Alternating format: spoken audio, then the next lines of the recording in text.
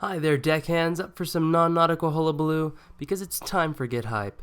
Welcome all you first-time viewers, and a hearty welcome back subscribers. Don't mind the voice, it's just that time of year, and I picked up a cold over the weekend. Not enough to keep me from bringing the hype, though, so let's go. Now, I've been drilling Fallout fansites at you for the last 5 weeks, so I'm going to give that a break for now. I'll still put links down in the description, though, so check them out.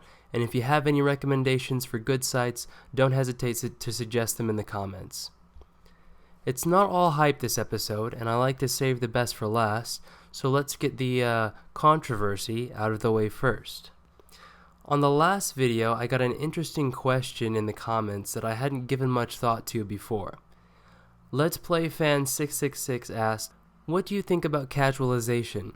Under the video, some people lose their shit about this system because it allows you too easily to become a jack of all trades." And then he talks about how that's exactly what would happen in Fallout 3, and the same thing was possible for New Vegas. So like I said, I hadn't given it much thought before, but after reading that, I started noticing the threads and comments in multiple places asserting that Fallout 4 represents just another dumbing down in a long series of dumbing down. I never bothered with trying to assess claims like that about Skyrim because that was my first Elder Scrolls game and I'm unlikely to ever play the others. Not the case with Fallout.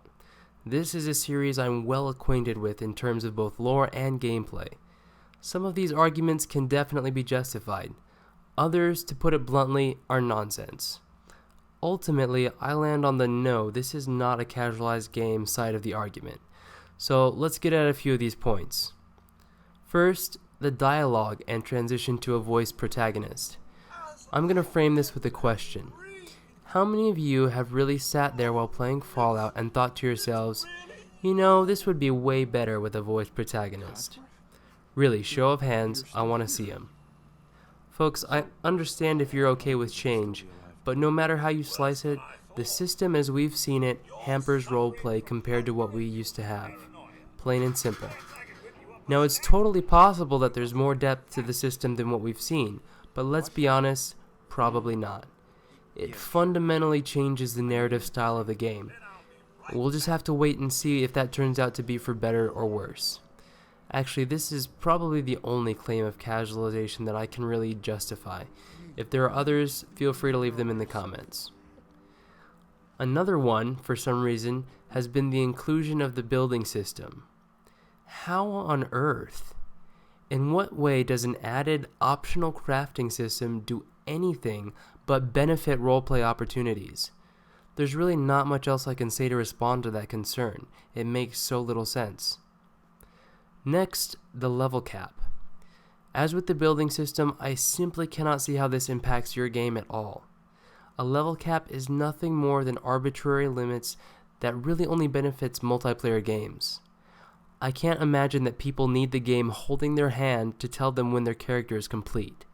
You can tell when your character is done, right? The last big one, and this is the big one, is the removal of skills. Again, I'm going to frame this with a question. Exactly what depth does the skill system offer that the perk system can't? Because when it comes down to it, the two aren't all that different. Perks have always had a hand in improving what skills do, while at the same time adding actual noticeable changes to the gameplay. Did people really have fun managing the puddle of skill points when leveling? Especially when most of those skill increases only actually mattered in increments of 25. Even if we leave aside arguments about nostalgia regarding Fallout 1 and 2, it's absolute nonsense to suggest that this system is a step backward from Fallout 3 or New Vegas, which were both terrible offenders, where skill points could totally invalidate most of your special attributes, where in Fallout 3 guns were divided into two broad categories that poorly reflected actual experience with a gun, and energy weapons got the total shaft being lumped into one skill, and which New Vegas managed to actually make worse by also making guns one skill. We've already seen a number of the perks that would have once reflected skills, and which now show much more specialization.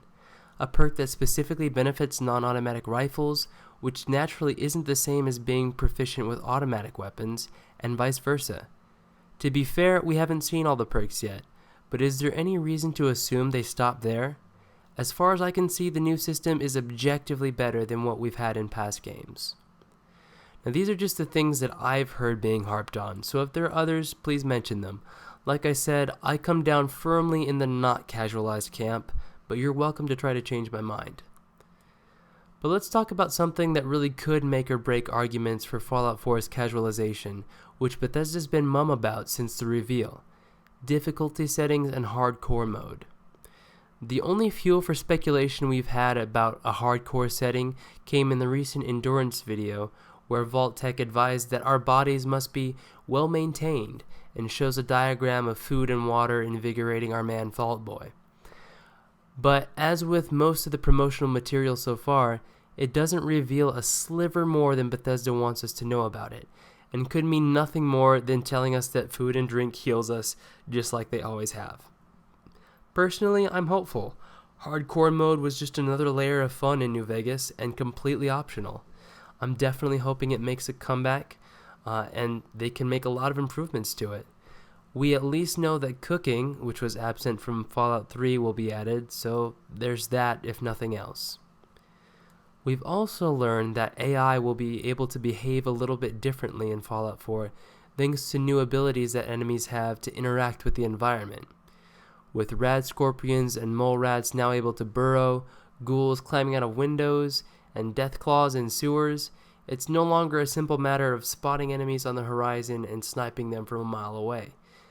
This will go a long way toward improving the difficulty element of the game. It's now just a question of what changes will happen when moving from a lower difficulty to a higher one. So what do you all think? Is Fallout 4 edging too close to casualization? Would a hardcore mode help? What difficulty are you planning to do your first playthrough on? Let us know in here in the comments or on Twitter.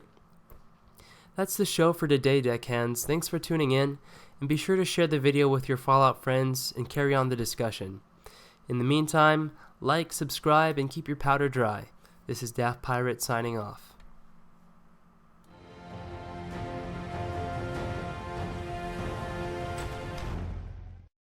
Drink up me heart into home.